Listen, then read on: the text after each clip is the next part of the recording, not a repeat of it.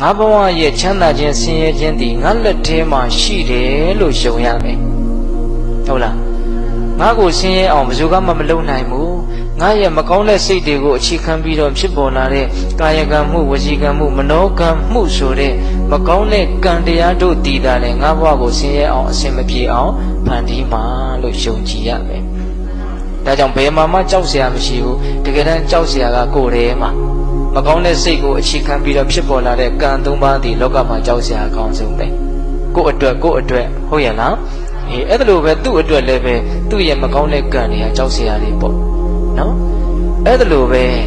ငါဘဝကိုချမ်းသာအောင်ဘယ်သူမှမဖန်တီးနိုင်ဘူးငါရဲ့ကောင်းမြတ်တဲ့စိတ်ကိုအခြေခံပြီးတော့ဖြစ်ပေါ်လာတဲ့ကာယကံမှုဝစီကံမှုမနောကံမှုဆိုတဲ့ကောင်းမြတ်သောကံတို့တည်တာလေကောင်းမြတ်သောအလုပ်တို့တည်တာလေငါဘဝကိုချမ်းသာအောင်အစဉ်ပြေအောင်ဖန်တီးနိုင်လိမ့်မယ်လို့ယုံကြည်ရမယ်နော်ဒါကိုစဉ်းစားသောအဖြစ်ဒါကိုယုံကြည်သောအဖြစ်ဘေးမှာတကယ်အားကိုးစရာဘာမှမရှိဘူးကိုယ့်ရဲ့ကောင်းသောစိတ်ကိုအခြေခံပြီးတော့ဖြစ်ပေါ်လာတဲ့ကောင်းသောအမှုတို့တည်တာနဲ့အားကိုးရအစစ်လို့နားလည်ဖို့မသိဘူးလားသိတယ်နော်ဒါကြောင့်တရားဓမ္မတို့ဦးဇင်းတို့မှလေကောင်းခြင်းဆိုခြင်းချမ်းသာခြင်းဆင်းရဲခြင်းကိုဖန်တီးနိုင်တဲ့စွမ်းအင်တတ္တိတွေအပြည့်ရှိနေတယ်ဟုတ်ရဲ့လားဒီအချက်ကိုသိမြင်ဖို့ယုံကြည်ဖို့နားလည်ဖို့အလွန်ရည်ကြီးတယ်ဦးဇင်းတို့တချို့သောဗုဒ္ဓဘာသာတွေဟာဒီကံရဲ့အကျိုးကိုသိမြင်ယုံကြည်တဲ့တတ္တတရားအလွန်အားနည်းတယ်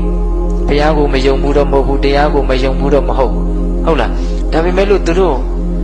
နော်ဆင်းရဲအောင်ဘေးကလုံနိုင်လိမ့်မယ်လို့ထင်ပြီးတော့ကြောက်လန့်ပြီးတော့အတိပ္ပယ်မရှိလုံကြတာတွေမရှိဘူးလားချမ်းသာဒုက္ခတွေကိုဘေးကနေပေးလိမ့်မယ်ရလိမ့်နိုးနဲ့နော်အထင်တွေမှားပြီးတော့အာကိုမှားကြတာတွေအတိပ္ပယ်မရှိတာတွေလုံကြတာတွေမရှိဘူးလားရှိတယ်ဒါကြောင့်ပိဋကပေါင်းသူတော်ကောင်းတို့ကံရဲ့အကျိုးကိုသိမြင်ခြင်းယုံကြည်ခြင်းဟာလည်းအရေးမကြီးဘူးလားအရေးကြီးတယ်နော်အဲ့ဒါလို့ဖရာတရားတန်ခါရဲ့ဂုဏ်နဲ့တကွကံရဲ့အကျိုးကိုယုံကြည်ခြင်းကိုဘာလို့ခေါ်မလဲတရား